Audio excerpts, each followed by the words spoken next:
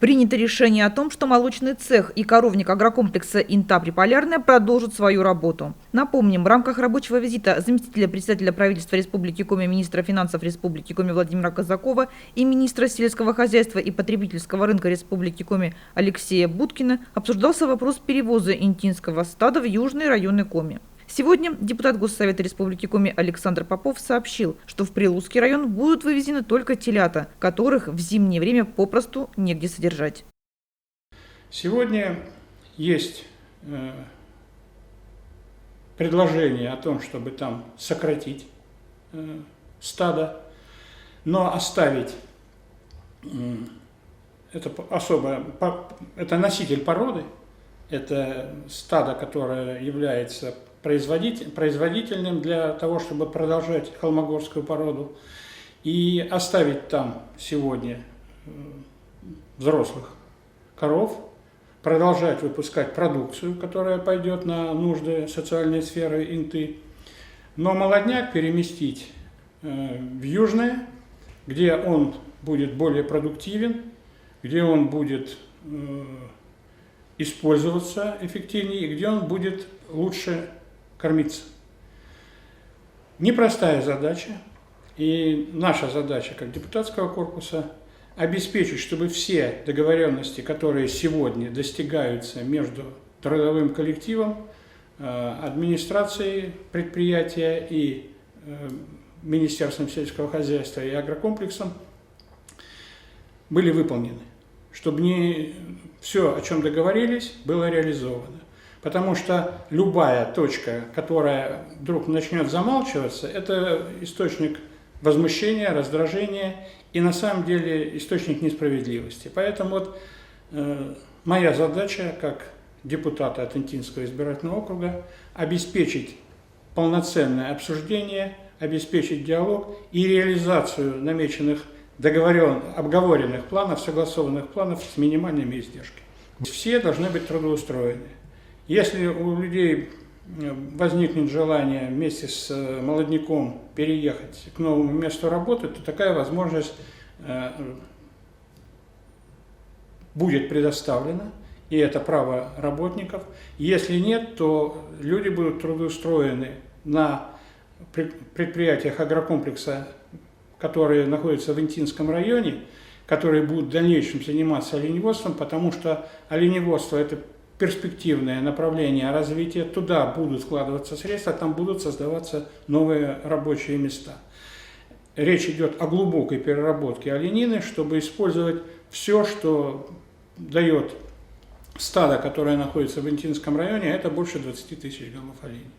Удойное стадо агрокомплекса останется в Инте и продолжит радовать горожан свежим молоком. Интинские детские сады и школы приобретают у агрокомплекса молочную продукцию. Это порядка 76 тонн в год.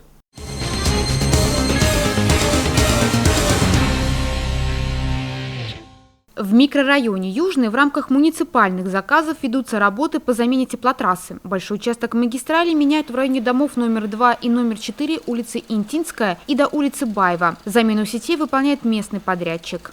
Замена идет участка по теплу и ГВС, участок более 400 метров. Участок был аварийный, постоянно были порывы, и зимой приходилось экстренно ремонтировать. На сегодняшний день мы видим, вся труба заведена, работы выполняются.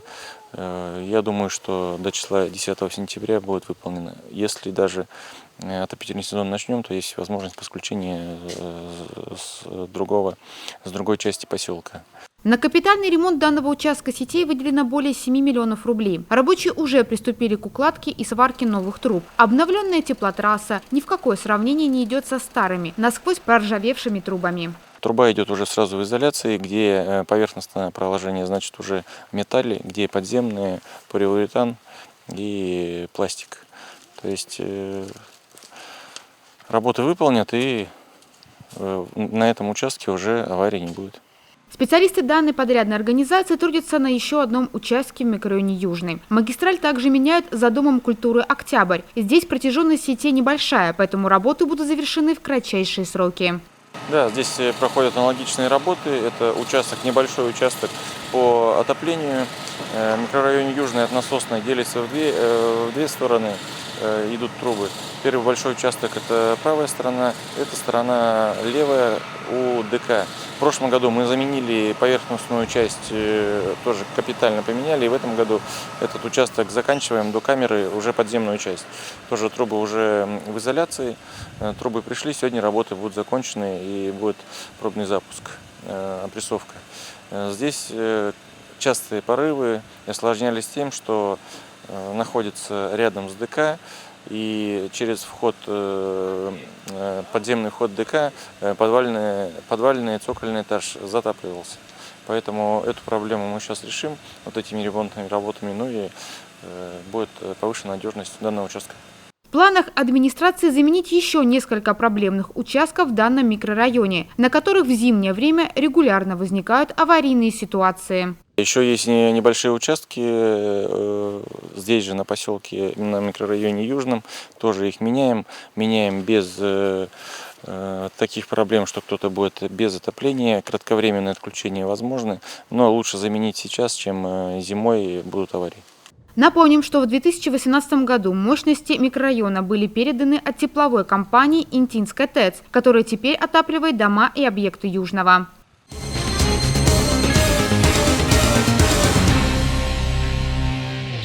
Активисты Интинского отделения партии «Единая Россия» и сотрудники управляющей компании «Звезда» провели субботник на общественной территории тропинки от дома Куратова, 62 до магазина «Детский мир». Здесь давно требовался глобальный выпил ивника и покос травы. Зелень настолько разрослась, что установленные несколько лет назад опоры освещения почти не было видно.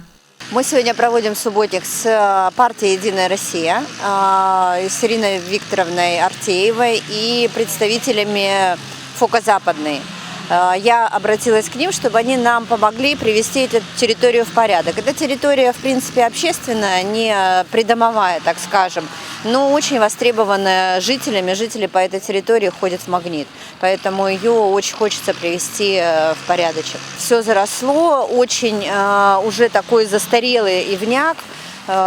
Нужна мужская сила, чтобы его выпилить, поэтому и покосить траву. Участники субботника вооружились бензопилами, мотокосами, граблями и метелками. Мужчины пилили ивняк и переносили ветки. Работники ЖЭКа параллельно занимались покосом травы. Женщины убирали зелень в мешки и сметали мусор с бетонных плит тропинки. Мы, в принципе, со Светланой Ивановной Скорней живем дружно уже много лет. И поэтому есть общие вопросы, которые необходимо решать. Вот она обратилась по поводу того, чтобы подготовить вот этот участок, освободить вот тротуар от лишних деревьев, от лишней травы. Поэтому сторонники и партийцы откликнулись на это очень хорошо и поддержали эту идею. И мы вышли, видите, дружным коллективом сторонников и партийцев на уборку данной территории. Фронт работ у участников субботника огромный. Много старого ивника, разросшиеся кусты, трава по пояс и плюс ко всему этому мошка. Но трудности не пугают интинцев. Если они поставили перед собой задачу привести территорию в порядок, то непременно сделают это. Мое мнение, что данная территория нуждалась в уборке, нуждалась в зачистке от ивника, травы. Данная территория очень пользуется спросом, людей очень много, передвигается в магазины и с детьми. И необходимо было открыть наши красивые фонари, чтобы их было видно, было светло и уютно. Рядом с территорией, где проходил субботник, находится дом Куратова, 70. В этом году здесь в рамках народного бюджета было установлено несколько спортивных площадок. Теперь же многоквартирный дом участвует в конкурсе «Лучший дом, лучший двор», который проводит партия «Единая Россия». Я являюсь жителем данного района уже давно, и я как член партии узнала, что «Единая Россия» проводит конкурс на номинацию «Лучший двор». Там есть разные номинации, но мы решили участвовать в номинации «Лучший двор». Собрали документы, связались с управляющей компанией Светланой Ивановной и подали документы на конкурс. Решили, у нас территория уже улучшилась, но мы хотим еще раз улучшить, еще сделать лучше ее. И жителей города я прошу поддержать наш двор в конкурсе. Это всероссийский конкурс, который проводит партия «Единая Россия». Мы в этом году установили в рамках народного бюджета на этой территории спортивную площадку. площадку для стритбола и для воркаута. И здесь еще установлена детская площадка. И нам очень сильно не хватает на этой площадке освещения. И хотелось бы площадке сделать резиновое покрытие. То есть не хватает денежных средств. И поэтому мы решили принять участие в конкурсе. Очень просим жителей, чтобы нас поддержали, эту площадку. Партия выделяет деньги, если мы пройдем на этом конкурсе, и мы доведем эту площадку до, скажем, совершенства. Интинцев просят поддержать инициативу и помочь в народном голосовании. Для этого необходимо зайти на сайт проекта moydom.er.ru, авторизоваться на портале с помощью СМС, которая поступит на ваш мобильный телефон, найти Инту и нажать лайк под фотографиями территории Куратова 70. Это занимает всего пару минут. У Инты есть все шансы победить в голосовании. Будьте активны.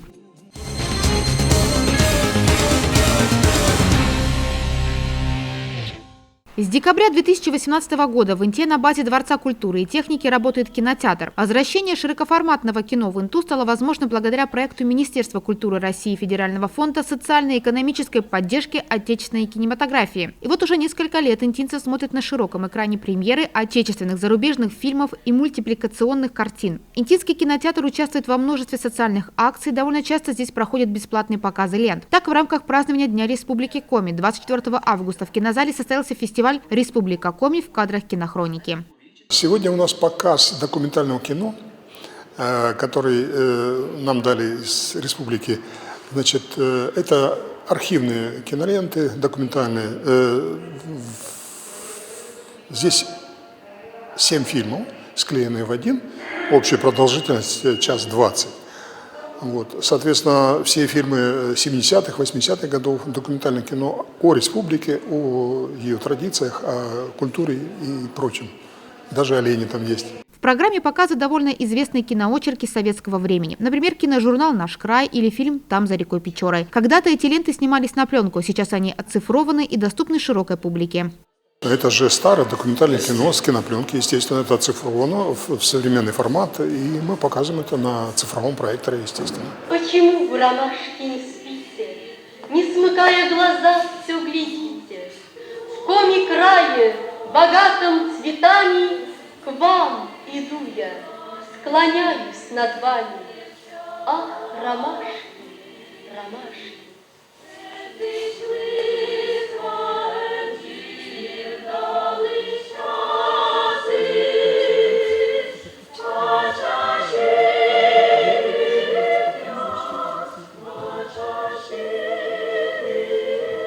На прошлой неделе интинцы также смогли принять участие в Ночи кино. 27 августа в кинотеатре прошел показ 3 самых популярных за прошедший год российских лент.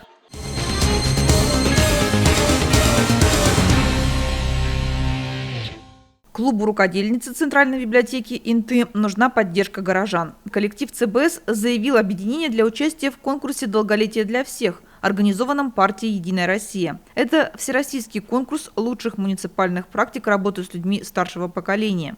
Голосование проходит с 22 августа по 1 сентября на сайте долголетие.er.ru. На минувшей неделе мастерицы собрались в библиотеке на очередное собрание клуба не только для общения после долгого перерыва, но и для того, чтобы поддержать задумку сотрудников учреждения культуры. Студия творчества рукодельницы в Центральной библиотеке открылась в 2014 году. Это очень организованные люди старшего поколения, которые не могут проводить свободное время свое очень скучно, и они нашли общее дело у нас в библиотеке. Руководитель студии Лосева Наталья Ивановна объединила всех желающих, кто умел вязать и кто вообще не умел даже петли набирать. Сейчас делают настоящие чудеса. И они уже превзошли свое мастерство, что хотят начать какое-то обучение какому-то новому делу. И сейчас объявлен всероссийский конкурс для людей старшего поколения «Долголетие для всех», в котором и Центральная библиотека решила принять участие. Сейчас идет процесс голосования. Поскольку вы участники, мы надеемся, что вы тоже проголосуете за свой проект, в котором вы участвуете. Почему мы вывели это на большой экран? Мы хотим показать. Екатерина Валерьевна, покажите, пожалуйста, мы сейчас каждого поможем проголосовать. Для того, чтобы проголосовать, необходимо пройти процедуру регистрации. Это не займет много времени, но позволит избежать накрутки голосов. А значит, у Интинского объединения при поддержке горожан есть шанс на победу. Проголосовать. Это вот надо долголетие. Да. Вот это так? И вот студия творчества рукодельниц. Да. Заходим на него. Вот ваша страница, на которой мы уже были, вы с ней знакомы. И поддержать. Каждый четверг в 4 часа законное наше время, говорят участницы клуба, и спешат в библиотеку, чтобы получить новые знания, поделиться удачными изделиями собственного исполнения или просто пообщаться за чашкой чая. Валентина Ильинична Парауткина, мастерица, так сказать, со стажем. Узнала о творческой студии случайно, зашла из интереса и вот уже 8 лет открывает для себя новые технологии. Я здесь в основном вяжем мы. Вязать я умела немножко на спицах, но здесь научилась и на спицах, и крючком, и все, что хотите, связать можем. Нам здесь нравится. Я здесь уже, наверное, вот 14-го года и хожу, очень давно. Так что коллектив очень хороший, дружный коллектив. Все, что умеют, девчата сами подскажут, научат. И я, что умею, тоже научу и подскажу. Очень любим мы это дело. Участницы клуба решили не зацикливаться только на вязании, а не осваивать новые технологии. В копилочке умений уже есть батик, мыловарение, вязание крючком и спицами и даже плетение из бумажной лозы. Алмазная вышивка сейчас у нас. Очень люблю заниматься этой работой. Ну а потом мы принимаем участие во всех мероприятиях. Хожу в хор ветераны Инты.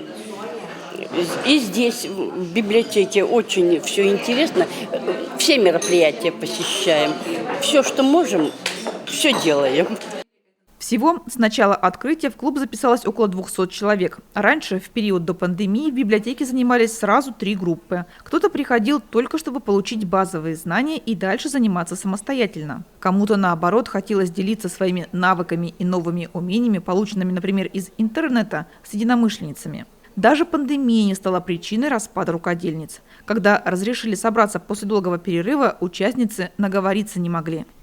Очень тяжело пришлось нам в это время, когда вот эта пандемия была. Знаете, нас сюда не пускали, а нам так хотелось. И мы иногда так, знаете, возьмем и соберемся с девчонками. Потому что общение нужно, особенно нам. Нам нужно общение. А для чего? А вот для чего, я даже, как сказать, для чего? Я всю жизнь прожила, я всю жизнь в общественной работе. И я без нее вообще не мыслю по жизни. Я всю жизнь в профсоюзе. Поэтому я без нее не могу. На данный момент клуб рукодельницы Центральной библиотеки поддержали чуть более 100 человек. Для Инты это небольшой результат. Осталось не так много времени до завершения голосования. По правилам конкурса, последние голоса будут приняты 1 сентября. Уважаемые интинцы, уважаемые друзья библиотеки, уважаемые читатели, мы очень просим, поддержите наш проект, чтобы наши рукодельницы могли развиваться и дальше. В качестве подарка победители получат грант на реализацию заявленных проектов. В случае победы интинцев клуб приобретет швейную машинку и оверлок и будет изучать и обучать новым направлениям рукоделия.